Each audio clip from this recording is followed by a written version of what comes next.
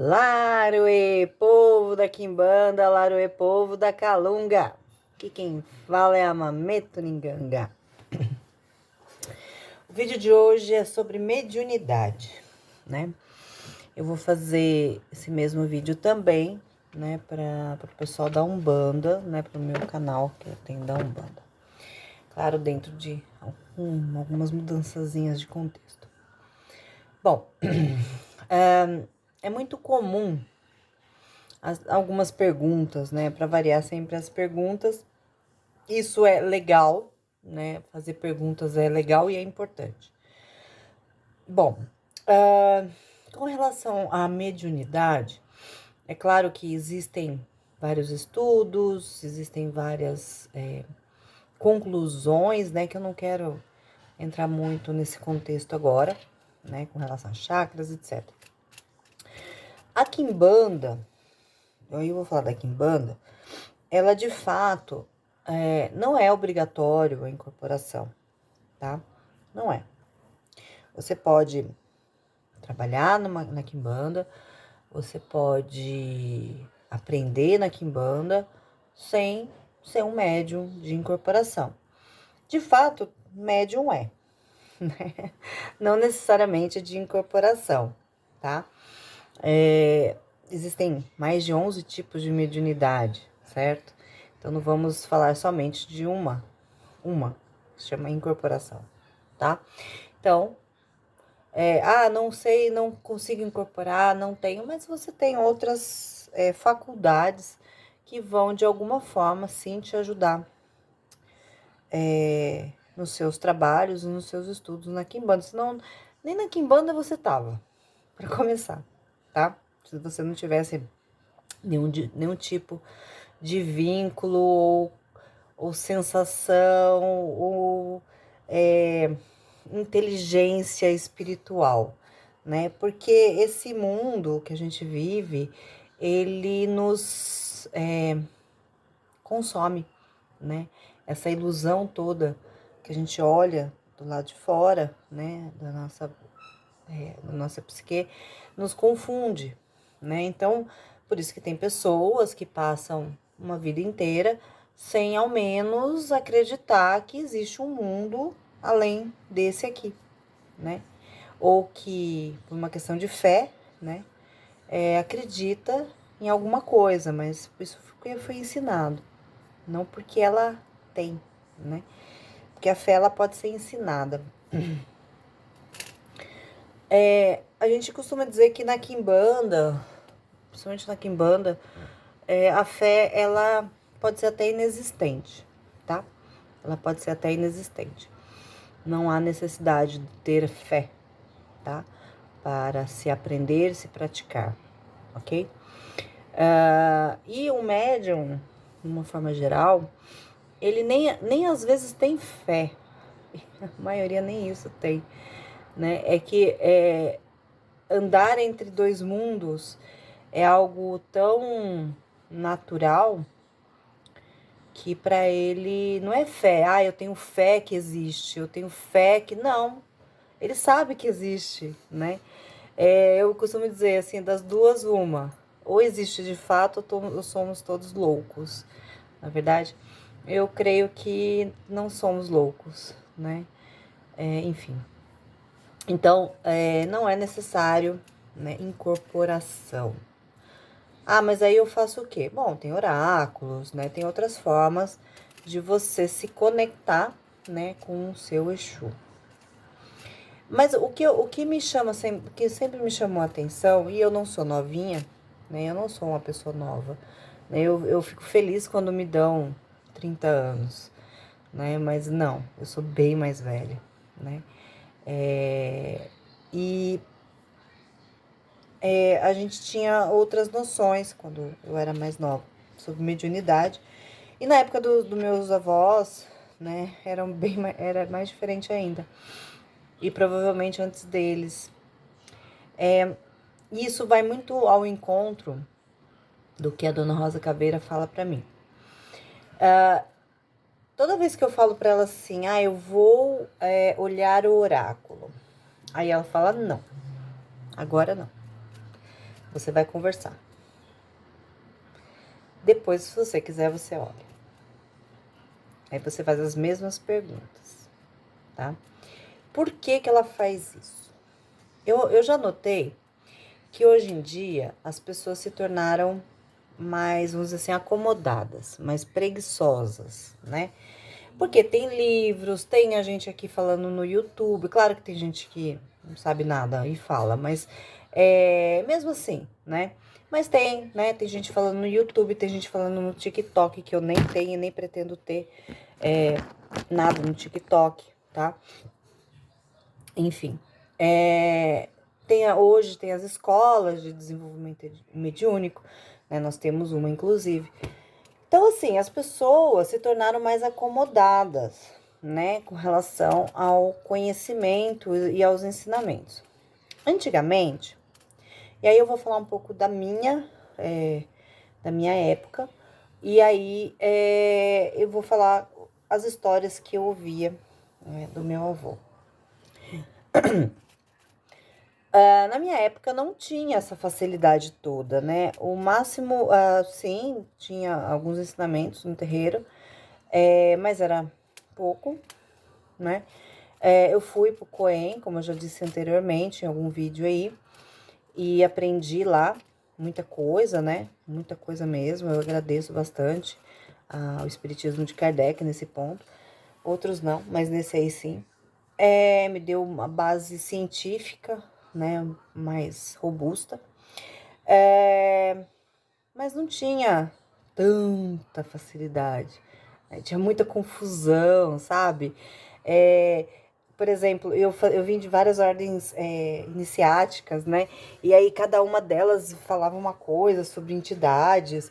E eu olhava assim, eu falava assim, gente, mas eu não vejo dessa forma, eu não entendo assim, né? Para mim são espíritos, sim, né? Não sei, não são cascas, não são energias dessa forma, não são coisas provisórias, né? A teosofia de Blavatsky tem muito disso.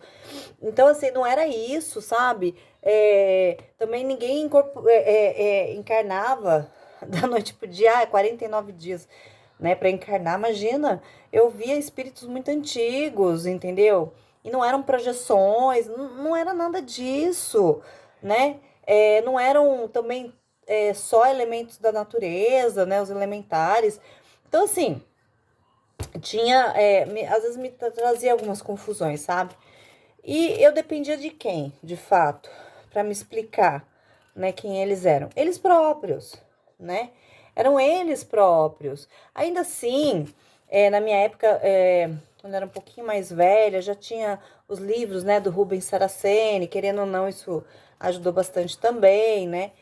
Enfim, né, tinha algumas coisas que já estavam contribuindo para um certo entendimento, até mesmo os livros, né, do Espiritismo. Então, eu tô sendo muito franca com vocês, né? Ainda assim, criava-se muita confusão, porque eu não sentia, por exemplo, que Exu e Pombogira, eles eram benevolentes, bonzinhos, isso me dava uma confusão danada, porque falava-se que eles eram guardiões. Eu falei, mas que raio de guardião é esse que mete o cacete em mim, sabe? Ué, pra mim não fazia sentido, né? E às vezes eu pedia ajuda, ficava rindo, ao invés de me ajudar de fato. E na verdade, não é que ele não estava me ajudando, ele estava sim, mas é que ele estava dando risada, porque eu sozinha, podia resolver o problema. Não, eu fui lá e chamei o Exu, né? É claro que ele ficou rindo, ele falou assim, né? Hoje, para mim, tudo faz muito sentido, entenderam? Hoje faz muito sentido, né? Quando eu era muito, mas bem criança, assim, eu tinha medo, sabe, de espíritos, principalmente, né, que a gente chama desses errantes, né? Eu chamo de errantes. Eu tinha muito medo deles, porque eles me assustavam. E a trouxa que cobria a cabeça, sabe? Acendia a luz. Não mudava nada, eles estavam ali ainda, entendeu? Mudava um pouco a minha percepção, né? Aquela questão da segurança, assim, mas Eles estavam ali. Era no dia seguinte, era o mesmo inferno, e o mesmo inferno, e o mesmo inferno. Ao invés de eu começar a tentar entender quem eles eram de fato. E, enfim, né? Então, assim, hoje, depois de muitos anos, né? Porque a ideia era sempre desmistificar, eles sempre prezaram muito nessa questão, sabe? De desmistificar as coisas que eu aprendi e eu sempre li muito, sempre estudei muito, tentar de alguma forma organizar tudo que eu havia aprendido e ao mesmo tempo também jogar um monte de porcaria fora. Tem um monte de porcaria, gente. É assim, cada escritor escreve de acordo também com a crença dele, né? Com aquilo, ele tenta encontrar explicações dentro daquilo que é possível para ele, né? E épocas distintas, né? Hoje a gente está no século XXI, o século XX era outro contexto histórico, 19, 18, 17, 12, 13, 1, antes de Cristo, enfim. Nós estamos falando em momentos históricos, contextos históricos, avanços de tecnologia e ciência que são distintos, né? Então a gente tem que também ter esse olhar. Agora, voltando aí um pouquinho que a Dona Rosa sempre fala para mim, e vai muito ao encontro do que, e eu lembro das histórias que meu avô contava, que o momento que eles viveram, isso eu falo década de 30, década de 40, 50, 60, né? Até um pouco aí 80, 90, era outro, né? Era completamente diferente. Primeiro que chefe de terreiro era preso, né? Era preso, meu avô foi preso várias vezes, né? Então, era muito difícil. Segundo, não tinha doutrina escrita, não existia isso, não existia. Então, os médiums, eles tinham que ser bons, eles tinham que ser realmente bons, né? Por quê? Eles tinham que aprender, e eles iam aprender aonde? Com os espíritos. Exu, Pombogira, Preto Velho, Caboclo, Boiadeiro e tantos outros, né? Eles só tinham os espíritos para ensinar.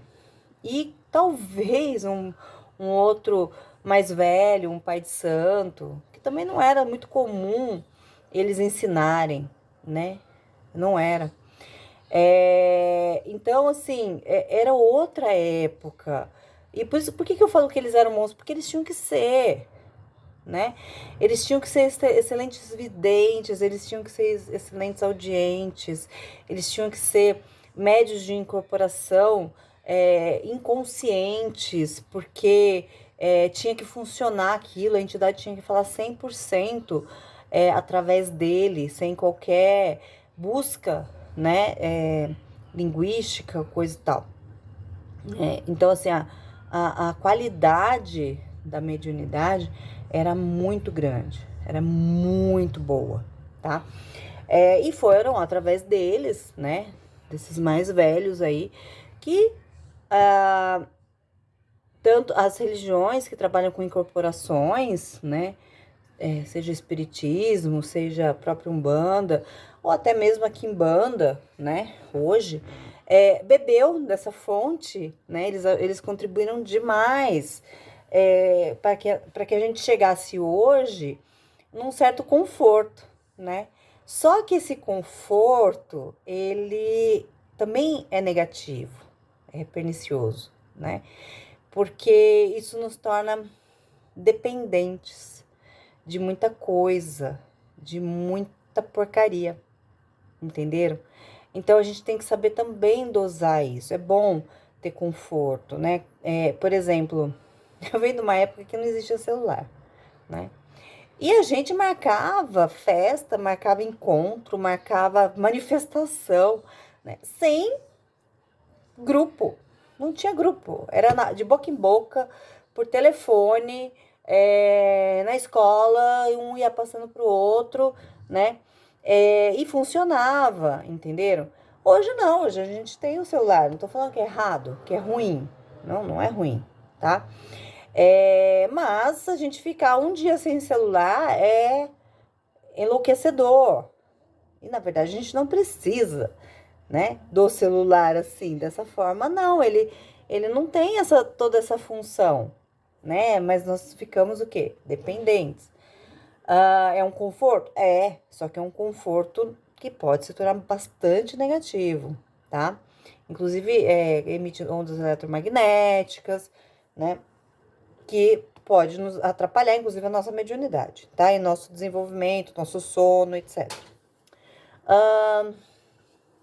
Outra coisa interessante, né? Por exemplo, hoje as pessoas são mais obesas ou gordas, não é verdade? Por quê? Porque é tudo muito mais fácil. Ela usa o iFood, né? Não tô fazendo propaganda, mas é verdade, né? Ela liga lá e pede a comida, ou hoje tem uma fartura maior de oferta, né? De comidas gordurosas, etc. Ela usa carro, né? Pra ir na esquina, entenderam? Então, assim, é óbvio que ela vai ser mais gorda, né? Antigamente não existia isso, né? A gente tinha que andar, né? Não tinha essa fartura de lanchonetes e outras coisitas mais aí nas esquinas. Na verdade, não tinha delivery, não tinha, a gente tinha que ir até lá, não é verdade? Enfim, então a gente fazia mais exercício, querendo ou não, a gente fazia. Não que não tinha as coisas gostosas, óbvio que tinha. Ou muitas vezes a gente tinha que fazer em casa, né? Porque era mais difícil você encontrar algumas coisas. Então, era outro momento, né? É claro que eu sou adepta do conforto, não tô negando isso. Mas ele tem um preço. Ele tem um preço. Não é diferente com a mediunidade. Não é diferente, né? Entre eu resolver, tentar entender o que o meu Exu, a minha pombogira quer comigo, não. Eu vou, encho o saco do chefe da casa, lá do Mameto, do Tata, né? Fico atrás de oráculos, que mais? Ao invés de perguntar pro meu Exu, não, depois da gira eu vou lá e falo com o Exu da casa. Não que não possa, não é isso, entenderam? Mas, poxa, se o seu, o que tá com você, né, aquele que veio com você desde quando você nasceu, não serve pra nada? Como assim? Que santo de casa não faz milagre? Quem disse? Eu sempre confiei nos meus. Sempre. Minha vida inteira. É eles que me dão caminho, são eles que me ensinam, são eles que me mostram. Não vai ser o outro, né? O outro vai chegar pro meu e vai falar assim, escuta, você não tá fazendo seu serviço, você não tá fazendo seu trabalho, né?